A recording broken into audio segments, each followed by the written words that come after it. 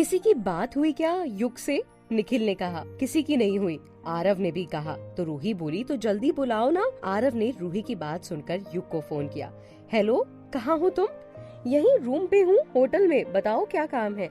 कोई काम नहीं है, जल्दी रेडी हो जाओ, हम वाटर पार्क जा रहे हैं, तुम भी वहाँ आ जाओ। अच्छा ठीक है, मैं अभी रेडी होकर आता हूँ, युग ने जवाब दिया और फोन काट दिया। आरव सबको लेकर गाड़ी से जा रहा था और युग भी पीछे से वहाँ पहुँच गया। सब वाटर पार्क में एंजॉय कर रहे थे, पर आज अमन की मम्मी भी उस वाटर पार्क में मौजूद थी। वैसे तो अमन की मम्मी और प्राची ने ना तो एक दूसरे को देखा था वाटर पार्क में और ना ही एक दूसरे से टकराई थी, पर जब अमन की मम्मी लौट कर आने लगी तो उनकी नजर प्राची पर चली गई। वो और युग एक दूसरे के हाथों में हाथ डालकर वाटर पार्क में पास में खड़े होकर फोटोज निकलवा रहे थे। ये देखकर अमन की मम्मी ने मुंह बनाया और वहाँ से चली गई। उन्हें तो एक बहाना मिल गया था अमन के कान भरने का।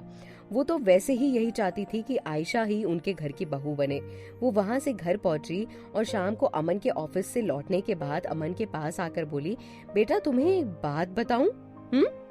हाँ मम्मी बोलो। अमन ने वहीं हॉल में बैठकर अपने फाइल में डॉक्यूमेंट चेक करते हुए कहा, आज ना मैं वाटर पार्क गई थी तेरी चाची के साथ, वहाँ मुझे प्राची दिखी। ये सुनकर अमन ने कोई खास रिएक्शन नहीं दिया, तो वो फिर बोली, किसी लड़के के साथ थी, उसके हाथों में हाथ डालकर तस्वीर निकलवा रही थी। ये सुनकर अमन चौंकते हुए बोला, तो आप जानती हैं क्या उस लड़के को? ये सवाल सुनकर अमन की मम्मी बोली, नहीं नहीं, मैं उस लड़के को नहीं जानती, पर कोई लड़का था इसलिए सोचा तुम्हें बता दूं।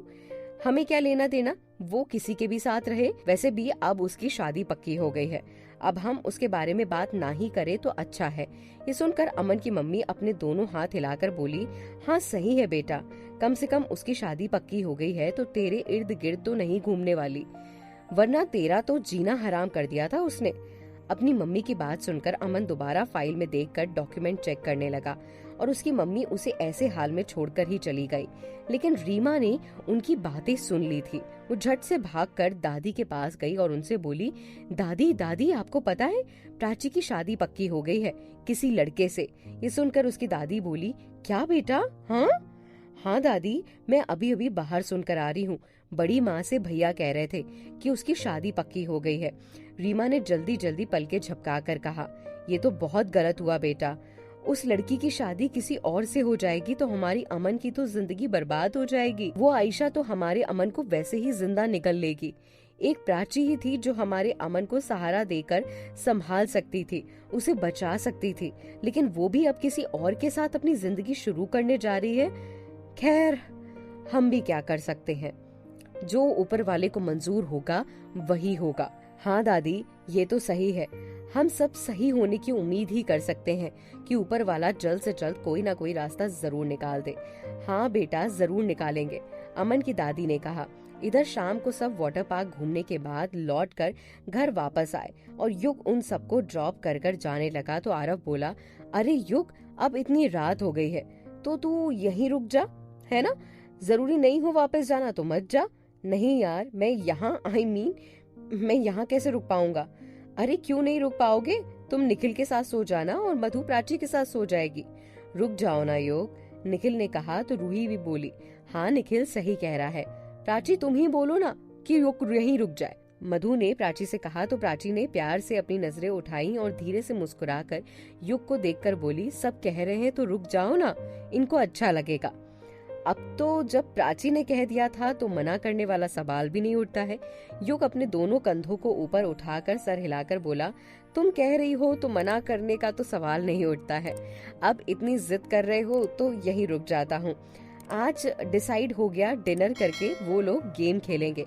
और ऐसे ही सबने किया, डिनर किया, फिर सब बैठकर गेम खेलने लगे। प्राची का मन तो नहीं था गेम खेलने का, पर जब सबने जिद की तो वो मान गई। आयशा उस अनजान लड़की की बातों में उधर बहुत ज्यादा परेशान चल रही थी। उसके अंदर गुस्सा इतना उमड़ रहा था कि वो खुद नहीं समझ पा रही थी कि वो क्या करे। वो कैसे पता लगाए कि वो लड़की कौन है? अगर वो लड़की दिव्यांशी नहीं है तो और कौन है जो उसे ब्लैकमेल कर रही है? कौन है जिसे आयशा की हर सच्चाई पता है? दिव्यांशी के अलावा तो कोई भी ये बात नहीं जानता था कि आयशा ये सब क्यों कर रही है और कैसे कर रही है। लेकिन जब उस लड़की ने दिव्यांशी होने से साफ इनकार कर दिया तो फिर आयशा की परेशानी और ज्यादा बढ़ गई। अब आयशा के लिए ये बहुत मुश्किल हो गया था कि वो जल्द से जल्द उस लड़की का पर्दाफाश करे। आयशा अभी ये सोच ही रही थी कि फिर उसी अनजान लड़की का फोन आया। आयशा ने गुस्से में कॉल उठाकर कहा, हाँ बोलो, अब क्या है? हाँ? पर इस बार इस पर कोई लड़की नहीं बल्कि कोई लड़का बोल रहा था।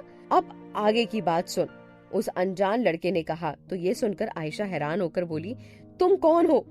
अभी तो एक अनजान लड़की फोन करती थी ना, मतलब तुम भी उसके साथ शामिल हो? मैं तुम दोनों को छोड़ूंगी नहीं, मैं तुम दोनों को पुलिस के हवाले कर दूंगी, कुछ भी हो जाए।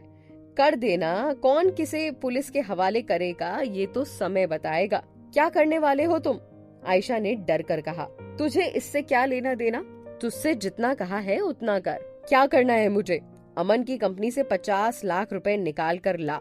जितना कहा है उतना ही करना। मैं ये नहीं कर सकती, मुझे नहीं चाहिए जेवरात। उन जेवरातों के बराबर की कीमत तो तुम मुझसे वैसे ही कंपनी से निकलवा रहे हो। अरे यार, जेवरात तो हम वैसे भी रख लेंगे, पर इसके बाद जो वीडियो वायरल करनी होगी ना, वो हो जाएगी और वो अमन तक पहुंचेगी तो तेरा क्या हश्र होगा तू समझ सकती है। चल रख, मेरे पास फिजूल का टाइम नहीं है। ये कहकर उस लड़के ने सामने से फोन काट दिया। तो आयशा अपने सर पर हाथ रखकर जोर जोर से चिल्लाते हुए बोली, अब क्या है ये? क्या करूं मैं? क्या चाहती है ये अनजान लड़की और ये लड़का? कौन है दोनों मिलकर जो मुझे ब्लैकमेल कर रहे हैं? मुझे जल्द से जल्द पता करना होगा, वरना तो मुझे ऐसे ही लूट लेंगे ये लोग। और अमन की कंपनी से 50 लाख रुपए कैसे निकलवा कर लाऊं? मैं क्या करूं समझ में नहीं आ रहा। ये सोचकर आयशा यहाँ वहाँ घूम रही थी। इतने में उसका भाई राघव उसके पास आकर बोला, क्या हुआ? तुम बहुत परेशान हो रही हो? हाँ? कुछ नहीं। ये सुनकर राघव ने उसे शक की निगाहों में देखकर कहा, कुछ तो हुआ है। कुछ नहीं, तुम जाओ, अपने काम से काम रखो। आयशा ने चिल्लाकर कहा, मुझे भी कोई शौक नहीं है तेरे आसपास भटकने का। आज कोई लड़की तुझसे मिलने आई थी घर पर, तुम थी नहीं इसलिए सोचा तुझे बता दूं। मुझसे मिलने? मुझसे मिलने कौन आई थी?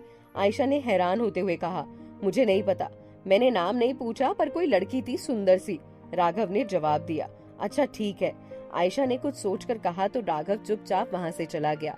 अब आयशा ये सोचकर परेशान हो गई थी कि कौन थी वो लड़की जो मुझसे मिलने आई थी। उसकी तो खास कोई फ्रेंड ऐसी है भी नहीं जो यहाँ वहाँ रहती हो, जो घर पर आ सकती है। कौन है जो उसके घर तक पहुंच गया? अब तो कुछ भी हो जाए, उसे ये सारी चीजें पता लगानी ही होंगी। पता लगाना होगा कि अनजान लड़की कौन है, और उसे पता लगाना होगा कि वो लड़की कौन थी जो उसके घर आई थी। क्या इन दोनों का एक दूसरे से कोई ताल्लुक है या ये दोनों एक है? ये आपको पता चलेगा अगले एपिसोड में। धीरे धीरे आगे क्या होता है सारी बातें आपको पता चलेंगी। और ये एपिसोड कैसा लगा नीचे कमेंट करके जरूर बताइएगा।